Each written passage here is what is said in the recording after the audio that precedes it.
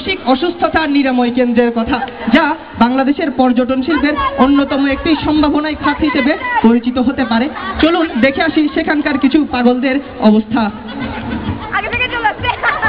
পাবনা আসা মাত্র আমরা হেমায়তপুরে পেয়ে গেলাম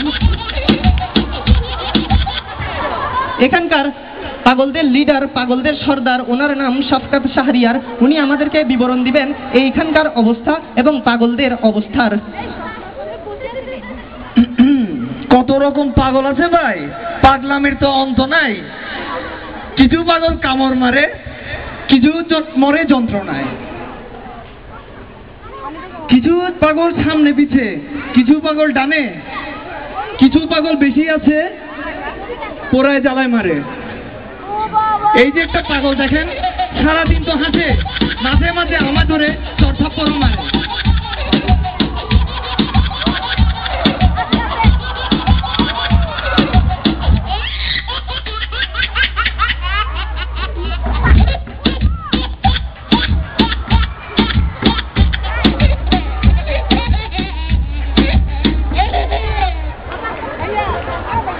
দেখলাম পাগলদের চমৎকার কবিতা আবৃত্তি এবং সেই সাথে দেখলাম পাগলদের নাচ, তবে কিছু যেন বাকি রয়ে গেছে।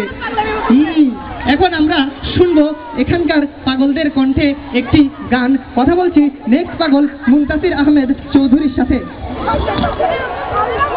আপনার নাম? বকুল কুমার অবিশ্বাস। উনি ওনার নামটাও ঠিক মতো জানেন না। যাই হোক, আপনার এখানে আসার পিছনের কারণ? আমার ভালোবাসা, আমার প্রেম, আমার বেদনা। যাই হোক, এখন আমরা আপনার কণ্ঠে শুনতে চাই একটি গান, এবং সেই গানটা অবশ্যই হবে আপনার এইখানে আসার পিছনের মূল কারণ, আপনার ভালোবাসাকে নিয়ে। সে আমার ভালোবাসা মালা, আমার ভালোবাসে পাশের বাড়ির মালা, তাই নিয়ে আমার বুকে বড় জ্বালা, বুকে বড় জ্বালা।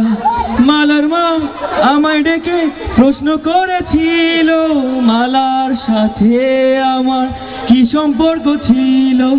জবাব কিছুই তার দিতে পারি নাই, শুধু বলেছি তাকে আমি মালা আমার খালা, মালা আমার খালা।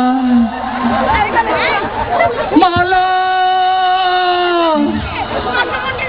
মালা, এগুলো কি তামসা করো রে? মালা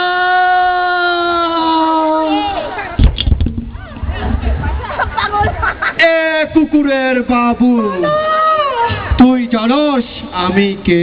কে তুই? আমি হইলাম মালার জাম। মালারে আই বিয়ে মালা তোকে আর একটা বাচ্চাও আছে।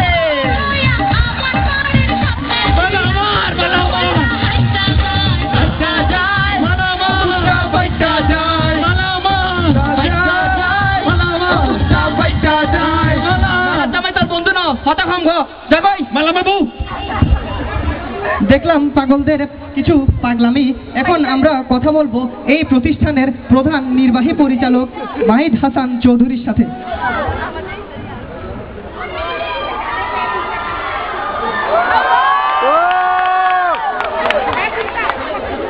আপনি প্রথমেই আমাকে একটা কথা বলুন, এখানকার পাগলদের প্রতিষ্ঠানের নির্বাহী পরিচালককেও কি পাগল হতে হয়?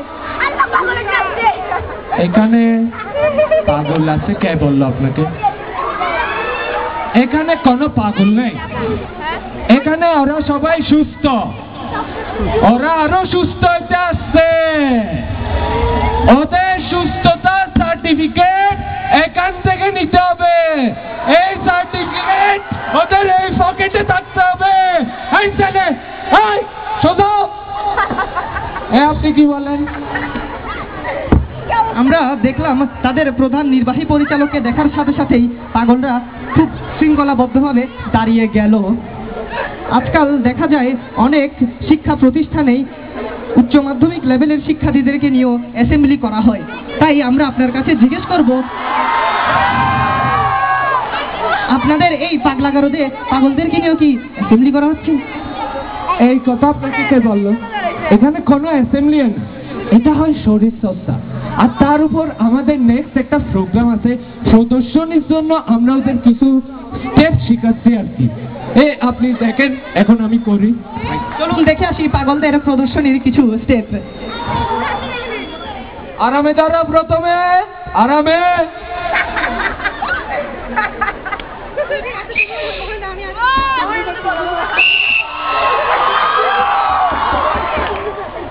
সোজা, এখন আমি এদিক ফিরবো, তারপর আমার সাথে করবা, ঠিক আছে?